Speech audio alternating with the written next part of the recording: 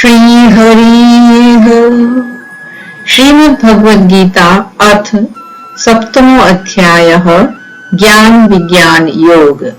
श्री भगवान बोले, हे पार्थ, अनन्य प्रेम से मुझ में आसक्त चित्त तथा अनन्य भाव से मेरे परायण होकर योग में लगा हुआ तू जिस प्रकार से संपूर्ण विभूति, बल, ऐश्वर्य आदि गुणों से युक्त सबके आत्म रूप मुझको संशय रहित जानेगा, उसको सुन। मैं तेरे लिए इस विज्ञान सहित तत्व ज्ञान को संपूर्णता कहूंगा, जिसको जानकर संसार में फिर और कुछ भी जानने योग्य शेष नहीं रह जाता।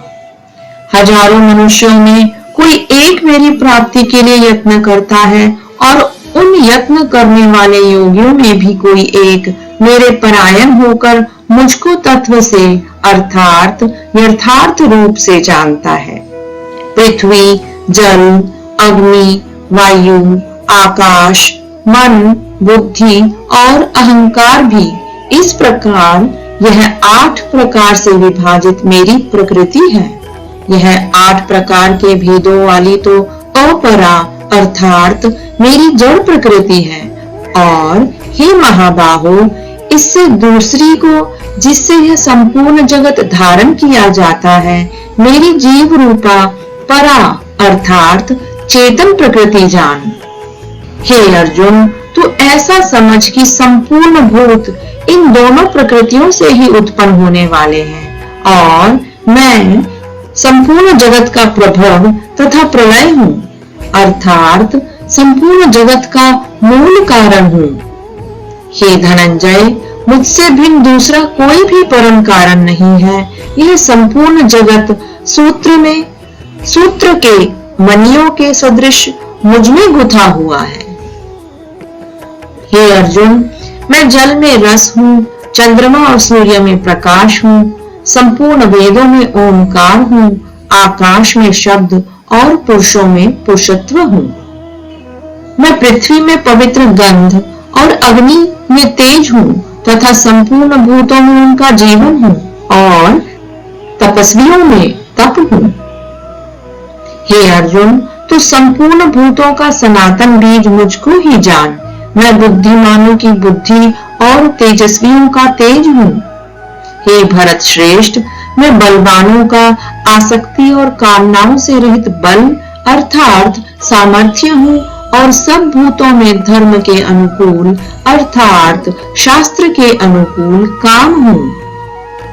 और भी जो सत्वगुण से उत्पन्न होने वाले भाव हैं और जो रजोगुण से तथा तमोगुण से होने वाले भाव हैं, उन सबको तू मुझसे ही होने वाले हैं ऐसा जान, परंतु वास्तव में उनमें मैं और वे मुझ में नहीं है। गुणों के कार्य रूप सात्विक, राजस और तामस, इन तीनों प्रकार के भावों से यह सारा संसार प्राणी समुदाय मोहित हो रहा है। इसीलिए इन तीनों गुणों से परे मुझ अविनाशी को नहीं जानता, क्योंकि यह अलौकिक अर्थात अति अद्भुत त्रिगुणमयी मेरी माया बड़ी दुस्तर है। परंतु जो पुरुष केवल मुझको ही निरंतर भजते हैं, वे इस माया को उल्लंघन कर जाते हैं अर्थात संसार से तर जाते हैं। माया के द्वारा जिनका ज्ञान हरा जा चुका है, ऐसे आसुर स्वभाव को धारण किए हुए मनुष्यों में नीच दूषित कर्म करने वाले मूढ़ लोग मुझको नहीं भजते। हे भरतवंशियों में श्रेष्ठ अर्जुन, उत्तम कर्म करने वाले अर्थार्थी, आर्त, जिज्ञासु और ज्ञानी, ऐसे 4 प्रकार के भक्तजन मुझको भजते हैं।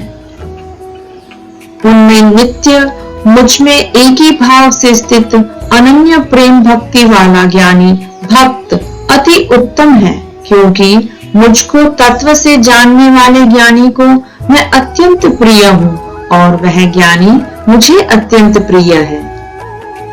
ये सभी उदार हैं, परंतु ज्ञानी तो साक्षात मेरा स्वरूप ही है, ऐसा मेरा मत है।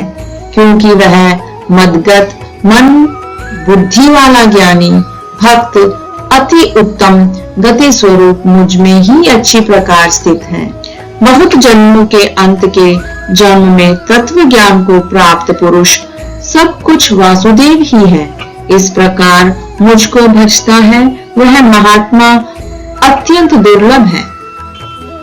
उन भोगों की कामना द्वारा जिनका ज्ञान हरा जा चुका है, वे लोग अपने स्वभाव से प्रेरित होकर उस नियम को धारण करके अन्य देवताओं को भजते हैं अर्थात पूजते हैं। जो सकाम भक्त जिस देवता के स्वरूप को श्रद्धा से पूजना चाहता है, उस भक्त की श्रद्धा को मैं उसी देवता के प्रति स्थिर करता हूँ। वह पुरुष उस श्रद्धा से युक्त होकर उस देवता का पूजन करता है और उस देवता से मेरे द्वारा ही विधान किए हुए उन इच्छित भोगों को निसंदेह प्राप्त करता है।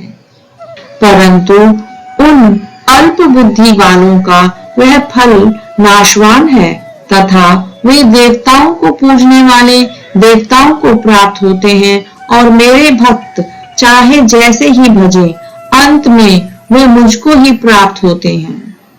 बुद्धिहीन पुरुष मेरे अनुत्तम अविनाशी परम भाव को न जानते हुए मन इंद्रियों से परे मुझ सच्चिदानंद घन परमात्मा को मनुष्य की भांति जन्म कर व्यक्ति भाव को प्राप्त हुआ मानते हैं।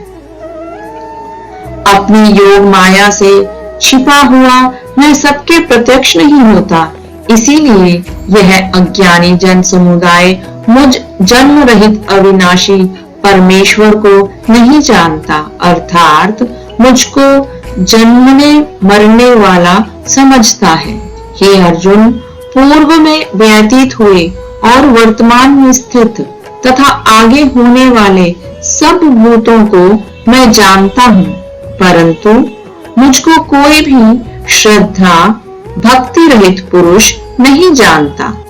हे भरतवंशी अर्जुन, संसार में इच्छा और द्वेष से उत्पन्न सुख दुखादि द्वंद्व रूप मोह से संपूर्ण प्राणी अत्यंत अज्ञता को प्राप्त हो रहे हैं, परंतु निष्काम भाव से श्रेष्ठ कर्मों का आचरण करने वाले जिन पुरुषों का पाप नष्ट हो गया है, वे राग द्वेष जनित द्वंद्व रूप मोह से मुक्त दृढ़ निश्चयी भक्त मुझको सब प्रकार से भजते हैं।